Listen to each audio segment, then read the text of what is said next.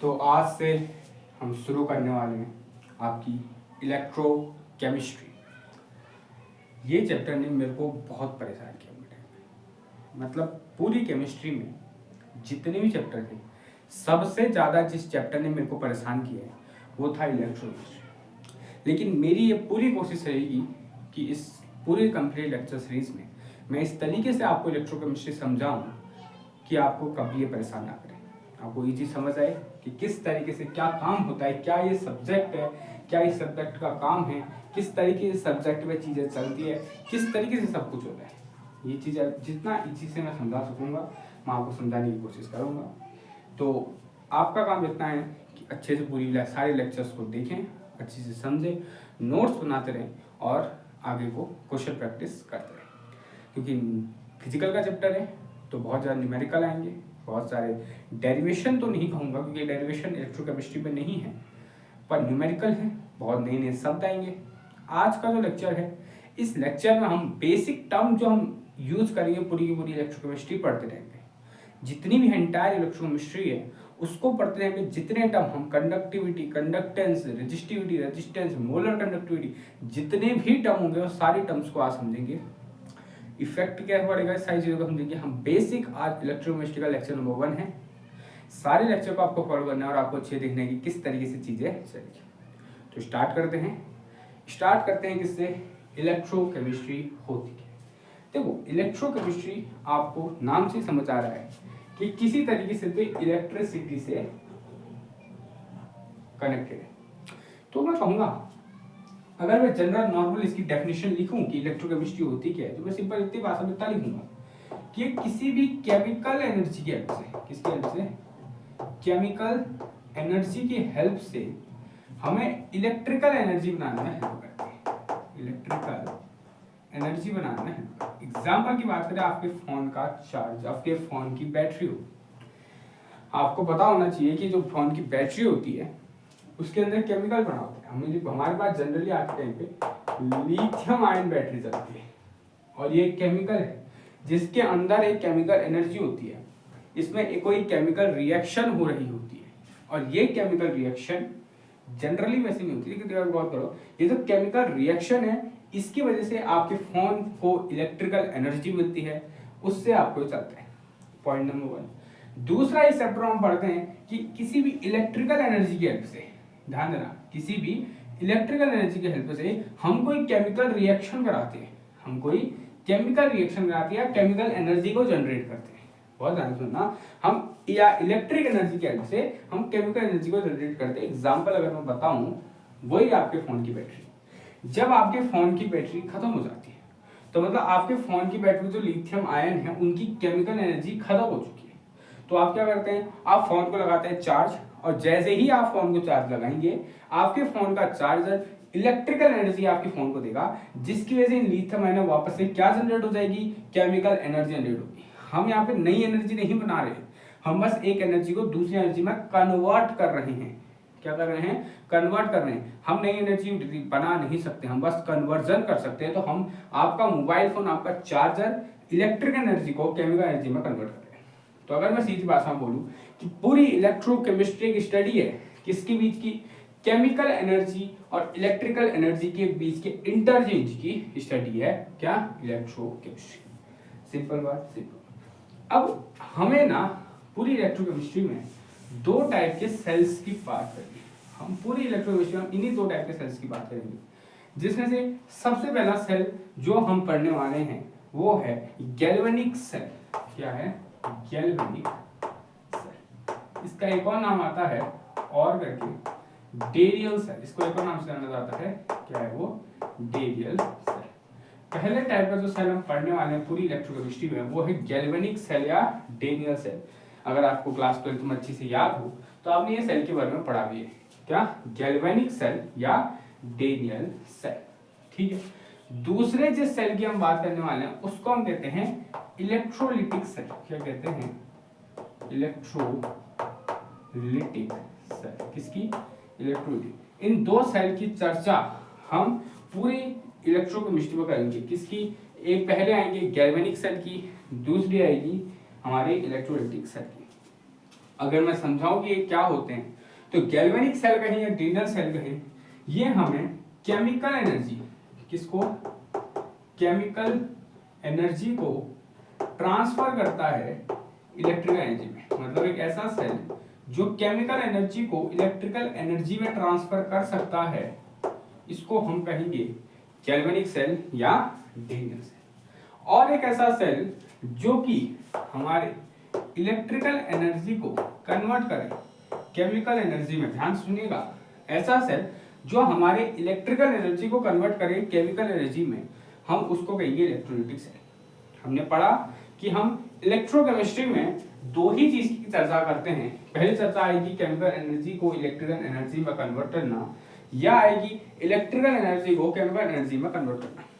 तो जो सेल हमारी इलेक्ट्रिकल एनर्जी को केमिकल एनर्जी में कन्वर्ट करते हैं, हम उनको कहते हैं इलेक्ट्रोलाइटिक सेल। और जो सेल हमारी केमिकल एनर्जी को इलेक्ट्रिकल एनर्जी में कन्वर्ट करते हैं, उनको हम कहते हैं गैल्वेनिक सेल या कि डिनर सेल। ठीक है, अब इसकी जो एप्लीकेशन है वो बहुत आते हैं। अगर मैं इसकी एप्लीकेशन की कुछ बात बताऊं, तो हमारी बैटरीज हो गई, या हमारी फ्यूल सेल हो गई। कौन सी, बैटरीज हो गई या फ्यूल सेल हो गई, इनमें भी अंतर होता है। बैटरीज होती है जिनको हम रिचार्ज कर सकते हैं। एग्जांपल, हमारे फोन की जो बैटरी होती है, वो अगर एक बार खत्म हो गई तो दोबारा से रिचार्ज की जा सकती है। लेकिन अगर हमारे घड़ी के सेल, वो या हमारे रिमोट के जो सेल हो गए, वो अगर एक बार डिस्चार्ज हो गए, उनको दोबारा डिस्चार्ज नहीं किया जा सकता। तो इनके यूज में, इनके इन्वेंशन के यूज में काम आती है। अगर मैं बात करें, एक बहुत अच्छा वो आता है जिसे कहते हैं इलेक्ट्रोप्लेटिंग। हम क्या करते हैं, इलेक्ट्रोप्लेटिंग करते हैं, मतलब किसी एक धातु मेटल के ऊपर किसी दूसरे मेटल की जब हम कवरिंग करते हैं, इस प्रोसेस को हम इलेक्ट्रोप्लेटिंग करना, क्या कहते हैं, इलेक्ट्रोप्लेटिंग करना। और इलेक्ट्रोप्लेटिंग भी इलेक्ट्रोकेमिस्ट्री की हेल्प से ही होती है।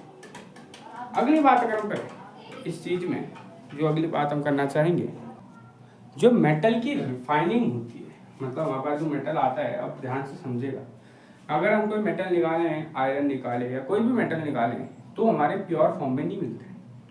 हमें वो हमेशा अपने कंपाउंड की फॉर्म में मिलेगा। किस फॉर्म में मिलेगा, कंपाउंड की फॉर्म में। तो उसको रिफाइन करने के लिए भी हमारी इलेक्ट्रोकेमिस्ट्री की ही हेल्प लगती है। अब कोरोजन होता है, जैसे एग्जांपल, कोरोजन मतलब जंग लगना होता है। अगर कोई चीज में जंग लग रही है, उसको ऐसा हमें जंग से किसी चीज को प्रिवेंट करना है। मान लो हम ऐसे कोई चीज जो कि जिसमें जंग ना लगे, वो भी हम इलेक्ट्रोकेमिस्ट्री की हेल्प से कर सकते हैं। जैसे जिंक की कोटिंग करते हैं। और हम जैसे कुछ गैस, जैसे H2 गैस, O2 गैस, इनकी भी प्रोडक्शन हम करते हैं किसकी हेल्प से, इलेक्ट्रोकेमिस्ट्री की हेल्प से। ये आगे जाके समझेंगे। और बहुत सारी जो चीजें होती है, और इलेक्ट्रिसिटी, जो इलेक्ट्रिकल एनर्जी होती है ना, बड़ी गजब चीज है। हमारे जो शरीर होता है, हमारा जो ब्रेन है और हमारा जो शरीर है, अगर मैं अभी मेरा ब्रेन मेरे हाथ ऊपर करने, नीचे करने, मेरे को बोलने, मेरे होंठों को हिलने, ये जो काम दे रहा है ना, ये काम मेरा शरीर, हमारे बॉडी ऑर्गन, हमारे सेल्स को, अब ये सेल्स हमारे बॉडी ऑर्गन के सेल की बात हो रही है, इनको एक एज ए इलेक्ट्रिकल एनर्जी दे रहा है। ये बहुत एक साइंटिस्ट ने इसके बारे में इन्वेंशन की थी, कि बताया था कि हमारा जो ब्रेन, हमारा जो शरीर है, वो काम करता है इलेक्ट्रिसिटी की हेल्प से। किसकी हेल्प से, इलेक्ट्रिसिटी की हेल्प से। इसमें एक बहुत अच्छी पिक्चर लास्ट ईयर 2025 में आई थी, फ्रैंकेनस्टीन नाम था उसका। उस पिक्चर में भी यही था कि हम ऐसा कर सकते हैं कि हम बाहर से एक्सटर्नली ही इलेक्ट्रिक करंट देके किसी डेड बॉडी को चला सकते हैं। अब ये अभी उतना अच्छे से पॉसिबल नहीं है, बट ये थ्योरेटिकली चीजें हम करते रहते हैं। ठीक है, तो ये बहुत सारे क्या हैं, हमारे एप्लीकेशन है किसकी, इलेक्ट्रोकेमिस्ट्री की, जिसे हम समझना चाहते हैं। लेकिन हम यहाँ पे आज के इस लेक्चर में बहुत ज़्यादा डीप नहीं जा रहे हैं। हम यहाँ पे उन छोटे टॉपिक्स, उन जैसे शब्दों का इस्तेमाल जिसका हम एंटायर इलेक्ट्रोकेमिस्ट्री के कोर्स पढ़ते टाइम पे करेंगे, उनके बारे में समझना चाहते हैं। जिसमें से एक शब्द को बहुत ज़्यादा ही हम सुनेंगे, वो है आपका कंडक्टर। क्या, कंडक्टर। सवाल आता है कि कंडक्टर एक्चुअल में होता है। ध्यान से सुनना, कंडक्टर का मतलब होता है हर वो स्पीसीज गया, हर वो मेटल गया, हर कुछ भी, हर वो स्पीसीज जो जिसके पास एबिलिटी हो, हैव एबिलिटी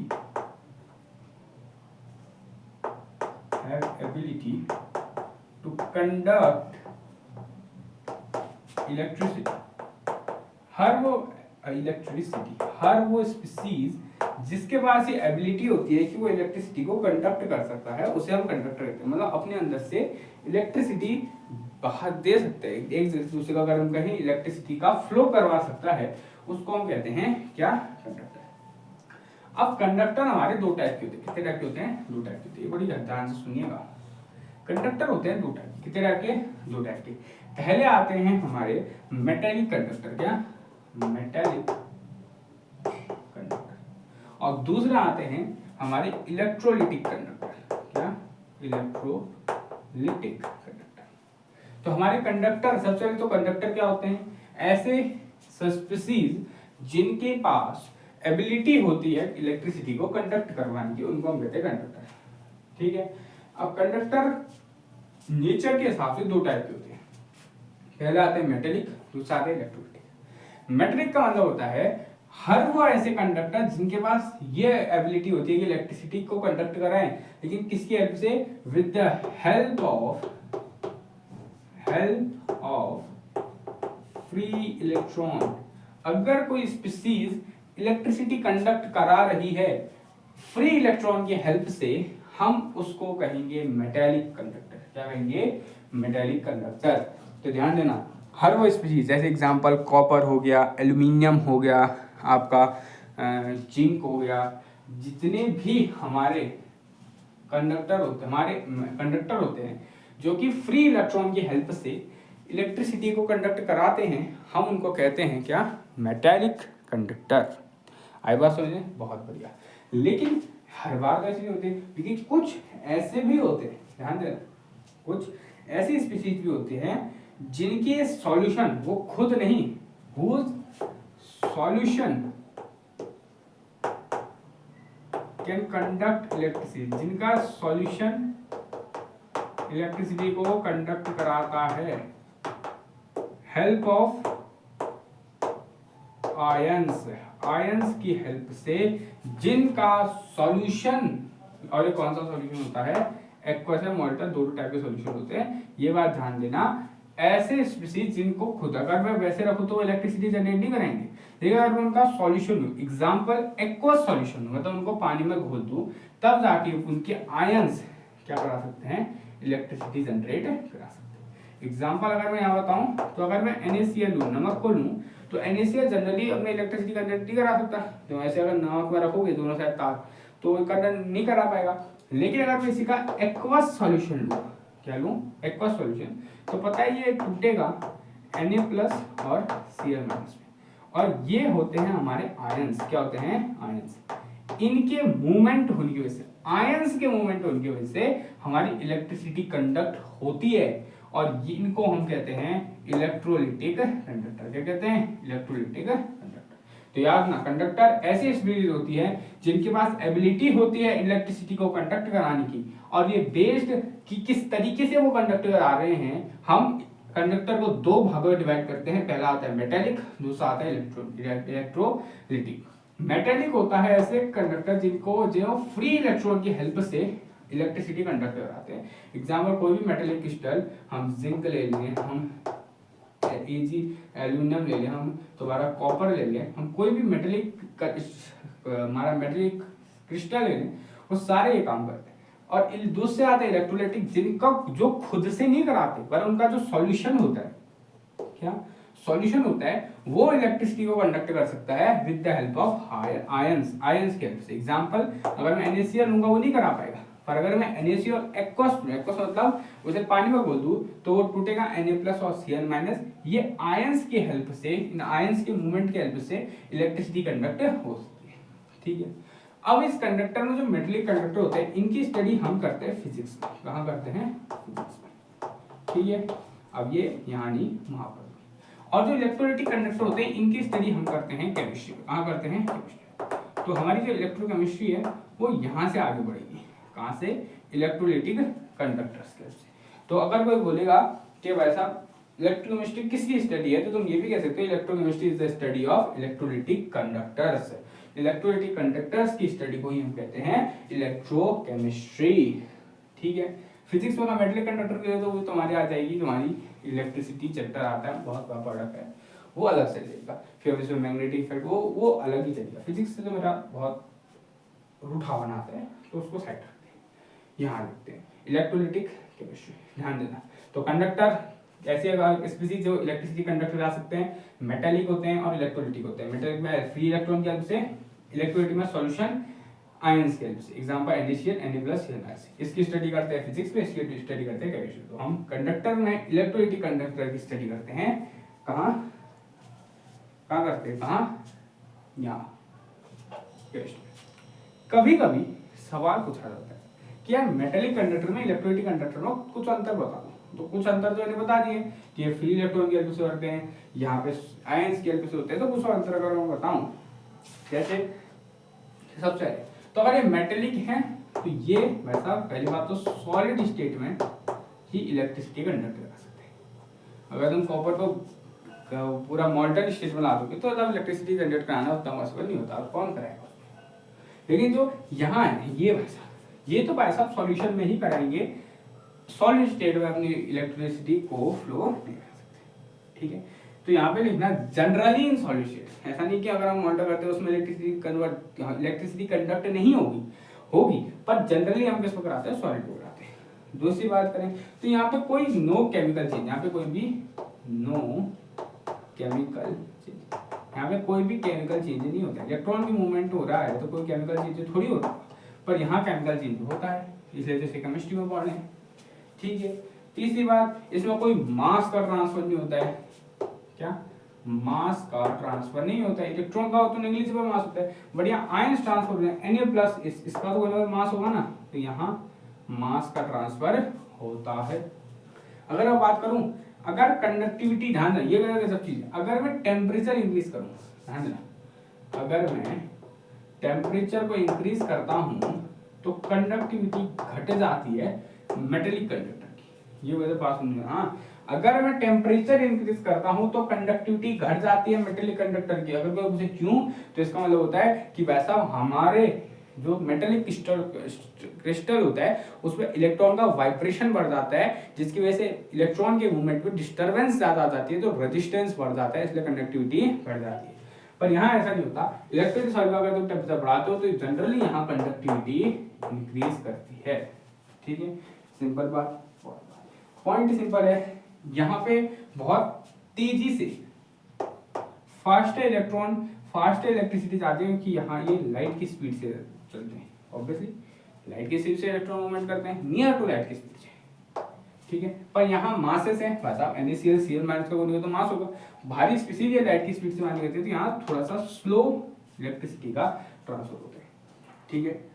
तो ये कुछ डिफरेंस थे। अगर वैसे इस नोट्स आपको अपलोड करा दिए जाएंगे, आप वहां से पढ़ सकते हैं, बट मैंने भी बता दिए हैं, आप देख सकते हैं, ठीक है। तो अब हम थोड़ा सा इलेक्ट्रोलिटिक कंडक्टर के पास आते हैं, ठीक है।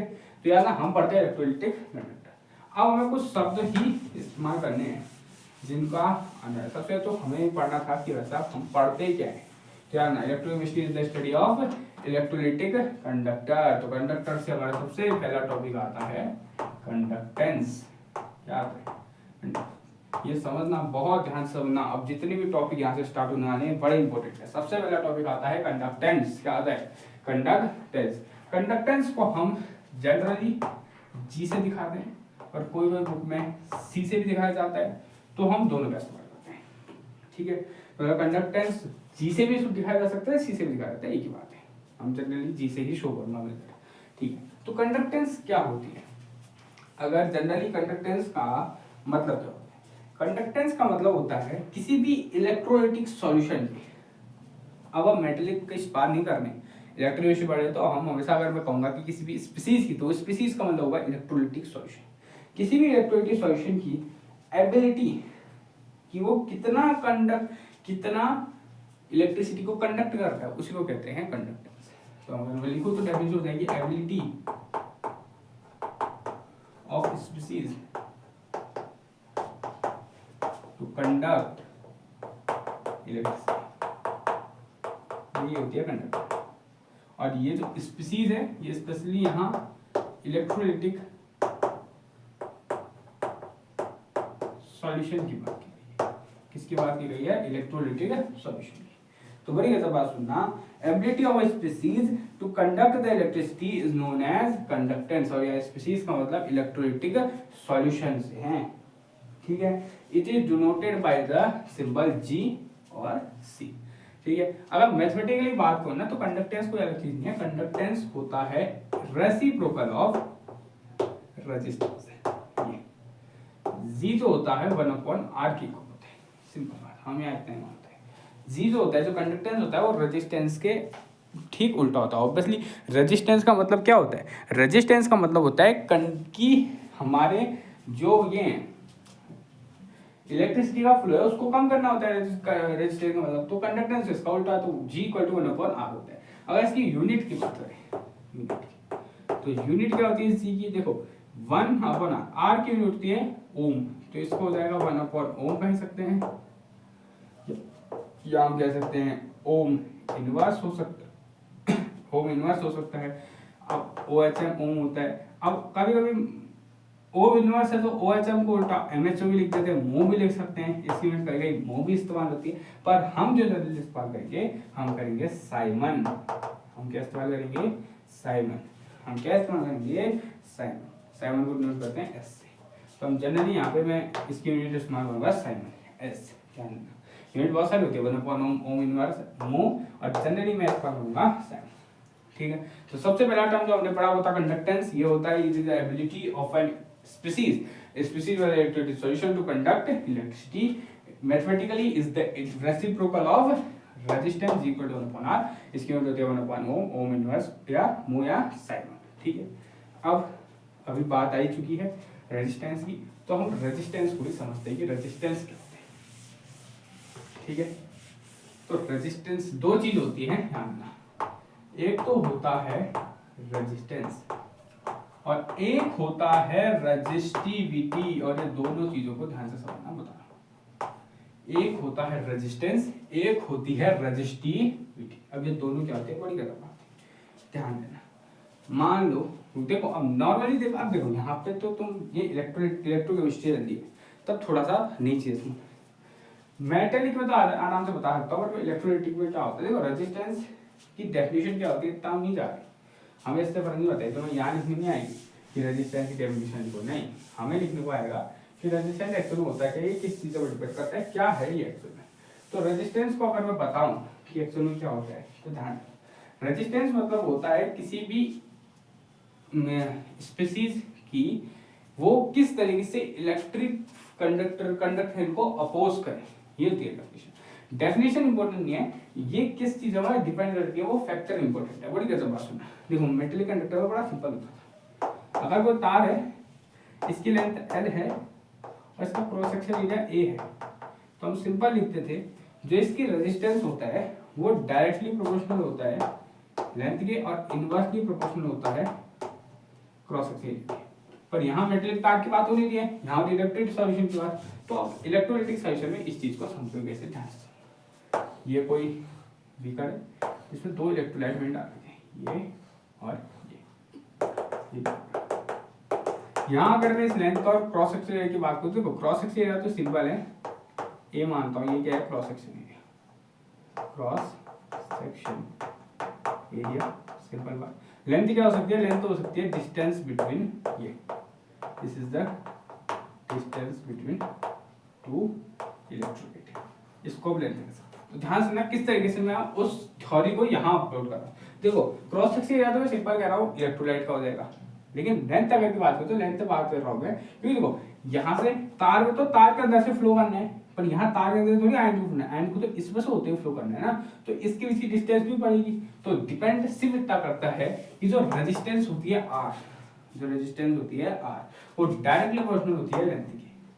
जो लेंथ है, अगर ये लेंथ बहुत ज्यादा बढ़ेगी तो रेजिस्टेंस उतना बढ़ेगा, क्योंकि जितना ये दूर जाएंगे, देखो इतना पास अगर ये है तो अगर यहाँ से यहाँ ट्रेवल करने में ज्यादा टाइम नहीं लगेगा, इजी ट्रेवल होगा, और दूर जाएंगे तो और ज्यादा टाइम, जितना ही दूर जाते रहेंगे उतना ज्यादा दिक्कत आएगी किसको, आयंस को ट्रेवल करने में। तो रेजिस्टेंस डायरेक्टली प्रोपोर्शनल होता है, लेकिन रेजिस्टेंस इनवर्सली प्रोपोर्शनल हो जाता है क्रॉस सेक्शन एरिया के। ऐसा क्यों होता है, जितना ज्यादा क्रॉस सेक्शन एरिया उतने ज्यादा आयन डिसोसिएट होंगे। अगर कोई भी आयन होना, जिंक लो, कॉपर लो, इसी रॉड से तो आएंगे वो आयन, सॉल्यूशन से थोड़ी आते हैं, रॉड से आते हैं। आयंस आएंगे रॉड से आ जाएंगे इधर, तो ये रॉड जितनी ज्यादा मोटी होगी उतना ज्यादा इसमें आयन आएंगे, तो क्रॉस सेक्शन एरिया के इनवर्सली प्रोपोर्शनल हो जाएगी। जितना ज्यादा आयंस ये रॉड मोटी हो जाएगी उतना कम उसमें रेजिस्टिविटी होगी, रेजिस्टेंस होगी, ठीक है। तो अगर मैं इक्वेशन 1 को इक्वेशन 2 को कंबाइन करूं तो R proportional L upon A आता है, ठीक है। जैसे ही प्रोपोर्शनलिटी का साइन हटता है तो एक कांस्टेंट आता है, इसे कहते हैं रो, इसे कहते हैं रो, ये ग्रीक सिंबल होता है रो, L अपॉन A ऐसे लिखते हैं, ठीक है। ये समझना, इसे समझना। अगर मैं इस रो की बात करूं तो अगर रो इक्वल टू निकालने की कोशिश करूं तो L अपॉन उधर जाएगा तो होगा R इंटू में A अपॉन L, ठीक है। इसको थोड़ा अब इसको समझते हैं, पहले इसको समझते हैं। रेजिस्टेंस क्या होता है? रेजिस्टेंस होता है प्रोडक्ट बिटवीन, देखा ये length between two electrolyte upon में cross section area electrolyte into R, ये है भाई साहब रेजिस्टिविटी, इसी को कहते हैं रेजिस्टिविटी, ठीक है। तो अब रेजिस्टेंस तो बहुत आसानी से समझ आ जाएगा, तो अगर इसकी यूनिट लिखे, यूनिट तो बाद में जाते हैं, यूनिट तो रेजिस्टेंस की इजी ओम होती है, ये इसकी यूनिट होती है ओम, ठीक है। इसकी डेफिनेशन तो इजी है, रेजिस्टिविटी की डेफिनेशन बनानी, इसकी डेफिनेशन बनानी हार्ड होती है। देखो रेजिस्टिविटी क्योंकि ये कांस्टेंट है, इसकी डेफिनेशन बनानी हार्ड है। तो अब क्या कहते हैं, रेजिस्टिविटी की डेफिनेशन बनाने के लिए हम कहते हैं कि यार एक काम करते हैं, जो एरिया है क्रॉस सेक्शन एरिया, इसको मान लेते हैं 1 सेंटीमीटर स्क्वायर। हम मीटर नहीं मानते हैं, हम यहाँ जनरली सेंटीमीटर मानते हैं, क्योंकि हमारे भाई साहब बैटरी बहुत छोटी होती है, उसमें मीटर लोगे तो 0 पॉइंट कितना कितना चले जाएगा। तो हम मानते हैं एरिया होगा 1 सेंटीमीटर स्क्वायर और इसकी विड्थ की लेंथ भी कितनी होगी 1 सेंटीमीटर, तो 1 अपॉन गया, तो यहाँ पे हमें मिलेगा rho is equal to R, rho is equal to R, कुछ ये मिलेगा। अब इसको अगर तुम ध्यान दो, अब मैं इसकी डेफिनेशन बनाता हूँ, मैं क्या डेफिनेशन होगा रेजिस्टिविटी की, ध्यान देना। Resistivity of any electrolyte is equal to the resistance when the area of an electrolyte is 1 centimeter square and the length between electrolyte is 1 centimeter। ध्यान देना, रेजिस्टिविटी क्या होती है? रेजिस्टिविटी किसी भी इलेक्ट्रोलाइटिक सॉल्यूशन के रेजिस्टेंस के ही इक्वल होती है। कब? जब उसका एरिया 1 सेंटीमीटर स्क्वायर होता है और उन दोनों के बीच की लेंथ 1 सेंटीमीटर होती है, उसी को हम रेजिस्टिविटी कहते हैं। ध्यान देना, तो रेजिस्टिविटी कोई नई चीज नहीं है, रेजिस्टेंस ही होता है, बट एक स्पेशल कंडीशन होता है, ध्यान देना। अब ये खास बात, कहीं पे भी तुम कुछ खास बात लगा सकते हो, यहाँ पे स्टार लगाना, क्योंकि ये रेजिस्टिविटी अब खास हो चुकी है। रेजिस्टेंस खास नहीं है पर रेजिस्टिविटी खास चीज है, क्योंकि इसको खास मौके में लाया गया है। हमने इसके लिए थोड़ी किया कि L1 A1 रख देते, नहीं, हमने इसके लिए स्पेशल किया कि भाई 1 एरिया 1 सेंटीमीटर रख देते हैं, L1 सेंटीमीटर रख देते हैं। तो रेजिस्टिविटी क्या है, वो बहुत ज्यादा इंपॉर्टेंट होती है, ठीक है। तो अगर रेजिस्टेंस की बात करो तो रेजिस्टेंस क्या होता है? रेजिस्टेंस होता है किसी भी सॉल्यूशन की अपोज करना, किसको? कंडक्टेंस को। कंडक्टेंस को जिस तरीके से कोई स्पीसी अपोज करते हैं उसको रेजिस्टेंस कहते हैं। वो डायरेक्टली प्रोपोर्शनल होता है लेंथ बिटवीन टू इलेक्ट्रोलाइट के, इनवर्सली प्रोपोर्शनल होता है cross section area of electrolyte, R proportional to l upon A. Proportionality के साथ एक ग्रीक सिंबल रो आता है जिसको हम कहते हैं रेजिस्टिविटी। आर पे रेजिस्टेंस की सिंबल, हां रेजिस्टेंस की यूनिट होती है आर। इसकी अगर मैं निकालूं, देखो इस कंडीशन में तो आ जाएगी, बट यहां पर मैं गौरमेंट क्या आनी चाहिए, देखो आर की यूनिट होती है, यूनिट मानता हां यूनिट, देखो आर की यूनिट होती है ओम, बहुत बढ़िया। एरिया की यूनिट होती है सेंटीमीटर स्क्वायर और लेंथ की होती है सेंटीमीटर। 1 सेंटीमीटर से कवर जाएगी तो हमें जो मिलेगा वो मिल जाएगा ओम सेंटीमीटर। तो यार ना हमारे पास इसकी किसकी यूनिट है? रेजिस्टिविटी की यूनिट होती है ओम सेंटीमीटर। क्या होती है? ओम सेंटीमीटर। सही बात है, समझ में? तो इसको एक और नाम से जाना जाता है जिसको कहते हैं स्पेसिफिक रेजिस्टेंस। इसका एक और नाम होता है, अगर तुम्हारी जगह पे कहीं पे स्पेसिफिक रेजिस्टेंस आ रहा है तो ये मत करना कि सर ने पढ़ाया नहीं, क्या ये और कुछ नहीं है, रेजिस्टिविटी है, इसका एक नया नाम है, क्या? स्पेसिफिक रेजिस्टेंस, ठीक है। तो हमने कंडक्टेंस पढ़ दिया, हमने रेजिस्टेंस पढ़ दिया, रेजिस्टिविटी पढ़ दिया। अगर रेजिस्टिविटी पढ़ दिया तो कंडक्टिविटी भी तो आएगी। बहुत बढ़िया, अगला जो टॉपिक है वो यही है जो कि है कंडक्टिविटी। अब बता कंडक्टिविटी क्या होती है, तो खुद समझ लो बैठा। रेजिस्टेंस अगर नॉर्मल चीज थी, रेजिस्टेंस अगर नॉर्मल चीज थी, रेजिस्टिविटी स्पेशल चीज थी, तो कंडक्टेंस अगर नॉर्मल चीज थी तो कंडक्टिविटी थोड़ी सी स्पेशल है। अब स्पेशल का मतलब हमेशा कहीं भी होता है कि इसको ऐसे ही नहीं लाया जाएगा, इसको स्पेशल तरीके से लाएगा। ये के होता है कप्पा, क्या होता है? कप्पा। इसको कप्पा कहते हैं, ये भी ग्रीक सिंबल है, कप्पा कहते हैं। कहते हैं कप्पा नहीं, कप्पा का नाम कप्पा कहते हैं, कप्पा, कप्पा भी कहते हैं, कप्पा भी कहते हैं, जो बोलो कप्पा कहते हैं। कंडक्टिविटी को किससे रिप्रेजेंट किया जाता है? कप्पा से। देखो रेजिस्टेंस नॉर्मल आर होता है, रेजिस्टिविटी देखो सारी चीज़ को ना हम अच्छा नाम देते हैं, बड़े गजब नाम देते हैं। तो कंडक्टेंस को हमने जी दिया, बहुत बड़ा क्या बना, रेजिस्टेंस को आर दिया, रेजिस्टिविटी स्पेशली हमने कहा ग्रीक अल्फाबेट निकाला, रो दो इसको, रो दे दिया उसको। कंडक्टिविटी इस प्रकार है, इसका भी ग्रीक अल्फाबेट, इसको हमने क्या दे दिया, काप्पा दे दिया, क्या दे दिया, काप्पा। कुछ नहीं होता, देखो सिंपल चीज, बहुत इजी है। देखो अगर हम रेजिस्टेंस बोल रहे हैं कि भाई साहब ये इनवर्स है इसका, कंडक्टेंस अगर रेजिस्टेंस का इनवर्स है तो कंडक्टिविटी किसका इनवर्स होगा? ऑब्वियसली भाई साहब कंडक्टिविटी इनवर्स होगा रेजिस्टिविटी की। यही तो है, यही तो समझना जरूरी है, इनमें बहुत बड़ा रिश्ता होता है। अगर कंडक्टेंस रेजिस्टेंस का इनवर्स होता है तो कंडक्टिविटी रेजिस्टिविटी का इनवर्स होता है। तो यही चीज है ना, तो mathematically conductivity is the inverse of resistivity. तो K इज इक्वल टू 1/ρ। ये तो आता है। अब थोड़ा सा डिफाइन करते हैं, वैसा रो क्या होता है, मजा नहीं आया, थोड़ा सा और समझो। रो थोड़ा सा उसके साथ लाते ना, देखो रेजिस्टेंस का हमला रेजिस्टिविटी के साथ होता, हमने क्या लिखा था, वो आर तो लिखा था। तो कंडक्टेंस का हिसाब से कंडक्टिविटी, देखो रेजिस्टिविटी रेजिस्टेंस के हिसाब से हमला था, तो कंडक्टिविटी भी कंडक्टेंस के हिसाब से होगा, तो थोड़ा वहां पहुंचते। देखो रो को लिख सकता हूं मैं आर इंटू में ए अपॉन एल। हाँ बहुत बढ़िया, रो तो यही होता है। चलो ए अपॉन एल को तो ठीक है, बहुत बढ़िया, ए अपॉन एल को हम ऊपर भेज देते हैं, तो क्या आ जाएगा एल अपॉन ए इंटू में 1/r। अब यार ये 1/r कहीं तो देखा हुआ लग रहा है। हाँ वैसा 1/r तो जी होता है, तो k इक्वल टू 1/r को हो जाए जी इंटू एल अपॉन ए। यही तो है भाई साहब कंडक्टिविटी। कंडक्टिविटी कंडक्टेंस के नाम पर आएंगे फॉर्मूला। अब लेकिन मजा नहीं आया, मजा नहीं आया।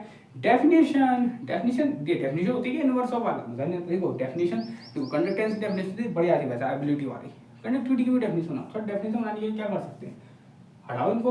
तो हम कहेंगे देखो ऐसा, कंडक्टेंस कोई अलग चीज थी, कंडक्टिविटी को अलग चीज होती है। कंडक्टिविटी कंडक्टेंस के बराबर होती है, ध्यान देना, कंडक्टिविटी कंडक्टेंस के बराबर होती है। कब?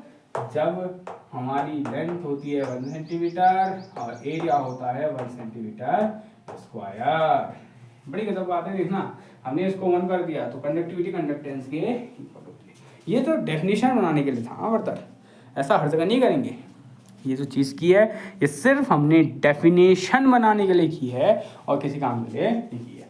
थोड़ा अगर मैं इसी फॉर्मूले को थोड़ा सा एक और तरीके से लिखा जाता है, ध्यान, कभी कभी इसी इक्वेशन को k equal to G into में जी स्टार लिखा जाता है, ये ऐसा ये भी लिखा जाता है। अब सवाल आता है कि जी स्टार कहते हो, जी स्टार कोई नई चीज है, जी स्टार का मतलब होता है सेल कांस्टेंट। सेल कांस्टेंट होता है, सेल कांस्टेंट होता है किसी भी सेल की लेंथ और उसके क्रॉस सेक्शन एरिया का रेशियो, उसी को हम सेल कांस्टेंट कहते हैं। तो इस एल अपॉन ए को मैं जी स्टार भी लिख सकता हूं, तो k equal to G into G star लिखा है, तो इसका मतलब कोई नई चीज नहीं, ये कंडक्टिविटी बोलेगा। अगर मैं बोल दे what is the product of conductance and cell constant, तो तुम घबराना मत कि क्या आ गया, ये कुछ नहीं होता है, क्या होता है कंडक्टिविटी ही होती है, ठीक है। तो 4 चीजें बढ़ गई। अब आती है दो बड़ी गजब चीजें, दो जो आती है दो बड़ी गजब चीजें आती है। अगली आती है मोलर कंडक्टिविटी और उसके बाद आएगी इक्विवेलेंट कंडक्टिविटी। हमने कंडक्टिविटी पढ़ी और कंडक्टिविटी के आगे अगर हम कुछ भी गजब चीज लगा देंगे वो गजब ही बन जाएगी। अगली आने वाली है मोलर कंडक्टिविटी। मोलर कंडक्टिविटी ये गजब चीज। हाँ देखो मोलर कंडक्टिविटी को कैसे लिखा जाता है, कंडक्टिविटी होता है काप्पा, काप्पा के नीचे लगा दो m, तो मोलर कंडक्टिविटी हो जाएगा। अब ऐसा चीज क्या है, देखो ये क्या होता है ना, ये होता है कंडक्टेंस। चलो मोलर कंडक्टेंस समझते हैं, कंडक्टिविटी की कंडक्टेंस समझते हैं। रुको कंडक्टेंस वो कंडक्टिविटी बात है, ये अभी पहले तो कंडक्टेंस पढ़ा था ना हमने, तो कंडक्टेंस समझते हैं। तो मोलर कंडक्टेंस इसको हम जीएम नहीं होता, ये होता है लैम्डा एम होता है, पहले इसको समझते हैं, हाँ बात होती है। देखो मोलर कंडक्टेंस समझते हैं, क्या समझते हैं मोलर कंडक्टेंस, ये क्या होता है। तो कंडक्टेंस हमें पता है क्या होता है, ability of an electrolytic solution to flow and to conduct electricity. अब मोलर कंडक्टेंस का होता है, कुछ नहीं होता, कंडक्टेंस ही होता है ये भी, बस ये सिंपल मोलर शब्द लगे ना, तो ये होता है 1 मोल के लिए, 1 मोल के लिए। ध्यान देना ये हमारा पूरा सॉल्यूशन है, मान लो 50 मोल तुम्हारा भरा है, फर्क नहीं पड़ता जो हो इसको हम देखेंगे 1 मोल में कि इतने जगह को कर मैं ले रहा हूँ, इसमें कितनी कंडक्टेंस है, कितनी मोलर कंडक्टेंस है, ये चीज चेक की जाएगी इतनी जगह में, भाड़ में जाए उतना कुछ भी हो। तो यार ना हम मोलर कंडक्टेंस का होता है पर यूनिट मोल में, पर यूनिट मोल में कितना होता है। यूनिट का अगर कभी देखना एक बात सुनना, यूनिट शब्द का मतलब लगा दो तो यूनिट का मतलब होता है 1। तो अगर पर यूनिट मोल बोलना हो तो मतलब 1 मोल। तो मोलर कंडक्टेंस होता है किसी भी इलेक्ट्रोलाइटिक सॉल्यूशन के पर यूनिट मोल के कंडक्टेंस कितनी है उसी को कहते हैं मोलर निकालने का। तो कुछ नहीं है भाई साहब, लैम्डा इक्वल टू कंडक्टिविटी होती है के, कंडक्टिविटी क्या होती है के, इसको मल्टीप्लाई कर दो वॉल्यूम से, बस सिंपल चीज। कितना वॉल्यूम है और उसकी कंडक्टिविटी कितनी है। कंडक्टिविटी स्पेशल देखो हमें पॉइंट है ना, देखो ये सॉल्यूशन ना कंडक्टिविटी पर यूनिट एरिया उसके लिए रहती है, हमने वॉल्यूम भी यूनिट कर लिया, लेंथ और एरिया यूनिट था ही। अगर देखो सिंपल चीज, अगर हम जी की बात करें, देखो यूनिट बनाना है ना मैं, तो हम जी में अगर मैं जी होता है कंडक्टेंस, अगर इसको मैं यूनिट एरिया और यूनिट लेंथ के लिए कर देता हूँ तो जी इक्वल टू होता है के, पढ़ा है अभी, तो के ही मैं लिख सकता हूँ। अब मैं यूनिट वॉल्यूम बनना आता तो मैं बी लिख दूंगा, ठीक है। इसी को थोड़ा सा अगर हम सॉल्यूशन करें तो लैम्डा इक्वल टू वॉल्यूम होता है, वॉल्यूम अगर देखो वॉल्यूम को अगर मैं मोलैरिटी के टर्म करूँ, मोलैरिटी के टर्म में तो m इंटू में 1000 ये होता है, ये भी फॉर्मूला आता है लैम्डा m इक्वल टू, ये m होते हैं मोलैरिटी, क्या होती है मोलैरिटी, क्योंकि दी ये रही होती है वॉल्यूम दी जा रहा था, मोलैरिटी दी होती है। तो मोलैरिटी के टर्म पे होता है kappa upon m into 1000, kappa upon m into 1000 होता है, ठीक है। इसकी यूनिट की बात करें तो क्या आती है, देखो कप्पा की यूनिट हमने निकाली थी, क्या थी कप्पा यूनिट, कप्पा क्या है निकालते कप्पा यूनिट, कप्पा की यूनिट क्या होती है, कप्पा इक्वल टू दिख रहे थे निकाल दिया तो यहाँ कप्पा इक्वल टू क्या था जी इंटू एल अपॉन ए, ये होता है कप्पा, ये होता है कप्पा। फर्स्ट देखते हैं जी क्या होता है, जी होता है साइमन, मैंने कहा था जी की यूनिट साइमन लूंगा। एल क्या होता है, एल होता है सेंटीमीटर और नीचे क्या आएगा ए क्या होता है सेंटीमीटर स्क्वायर, एक और गई तो साइमन सेंटीमीटर इनवर्स आ जाएगी। तो कब पर यूनिट आएगी साइमन सेंटीमीटर इनवर्स, आएगा समझो बहुत। मोलैरिटी की होती है मोल इनवर्स, अपॉन में मोल होता है ऊपर आएगा तो मोल इनवर्स। तो याद रखना जो लैम्डा मोलर कंडक्टिविटी की यूनिट होती है Simon centimetre inverse mole inverse. Simple बात है समझना बहुत। अगला आता है इक्विवेलेंट कंडक्टेंस, क्या आता है इक्विवेलेंट कंडक्टेंस या इक्विवेलेंट कंडक्टेंस, इसको समझ दो इक्विवेलेंट कंडक्टेंस को कंडक्टिविटी को कहते हैं, वो दिक्कत नहीं। इक्विवेलेंट कंडक्टेंस, इक्विवेलेंट कंडक्टेंस इसका क्या मतलब होता है, इसका मतलब क्या होता है ना, ये बड़ी गलत है समझ, ये भी सेम चीज है पर ये यूनिट वॉल्यूम नहीं, यूनिट मोल नहीं होता। ये बोलता है किसी भी इलेक्ट्रोलाइटिक सॉल्यूशन की कंडक्टेंस 1 ग्राम इक्विवेलेंट की तरह, क्या 1 ग्राम इक्विवेलेंट, ये भाई साहब क्या है, ये तो है चीज है ग्राम इक्विवेलेंट क्या होता है, ये तो होता नहीं जाऊंगा। ग्राम इक्विवेलेंट मास कितना क्या होता है, जब मैं किसी भी सेल में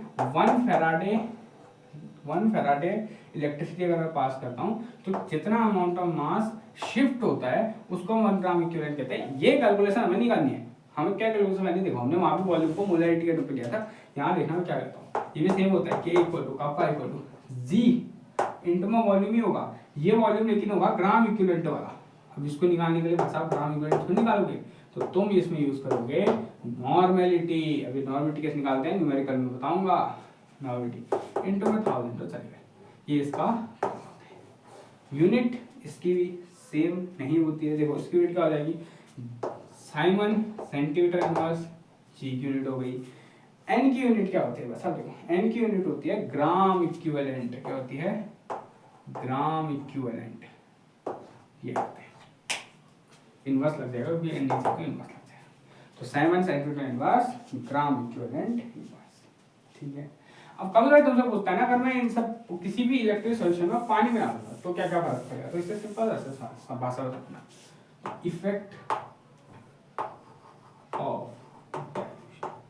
डाइल्यूशन मतलब पानी मिलाना, ये भी शब्द समझना डाइल्यूशन। ये भी पूछा आता है कि अगर मैं कभी पानी मिलाता हूँ किसी इलेक्ट्रोलाइटिक सॉल्यूशन में तब क्या असर पड़ेगा, मतलब कंडक्टिविटी क्या होगी, कंडक्टेंस क्या होगा, ब्ला ब्ला चीज़ों में क्या फर्क पड़ेगा।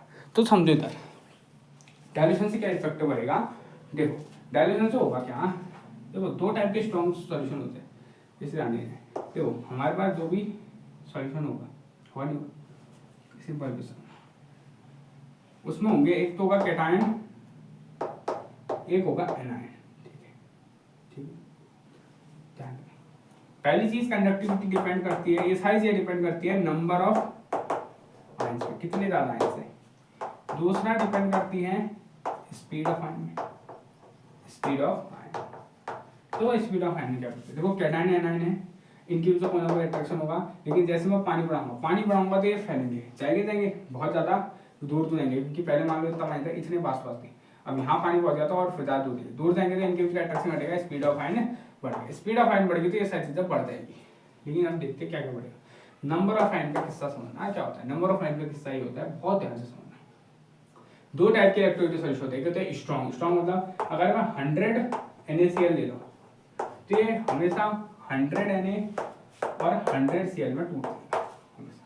लेकिन अगर यहीं में 100 CH3COOH ले लूँ, ये वीक इलेक्ट्रोलाइट होता है, तो ये max to max 40 CH3CO negative और 40 H प्लस में टूटेगा, मतलब अभी भी 60 CH3COOH का वैसा ही रहेगा। ठीक है, लेकिन जैसे ही मैं इस पर पानी डालूंगा, ध्यान देना, जैसे ही मैं पानी डालूंगा तो वाटर क्या करेगा, ये बचे 60 को भी तोड़ना स्टार्ट कर देगा। 60 में से और ज्यादा तोड़ेगा, तो और ज्यादा जैसे तोड़ेगा तो नंबर ऑफ आयन भी बढ़ जाएंगे। तो याद ना, ऑन डाइल्यूशन करते ही नंबर ऑफ आयंस भी इंक्रीज करते हैं और स्पीड ऑफ आयन भी इंक्रीज करते हैं। ठीक है, अब इससे होगा क्या, इससे होगा ये कि भाई साहब कंडक्टेंस, क्या कंडक्टेंस, मोलर कंडक्टेंस और हाँ इक्विवेलेंट कंडक्टेंस को बताया हमने कैसे लिखते हैं, इक्विवेलेंट को भी लिखते हैं लैम्डा इक्यू।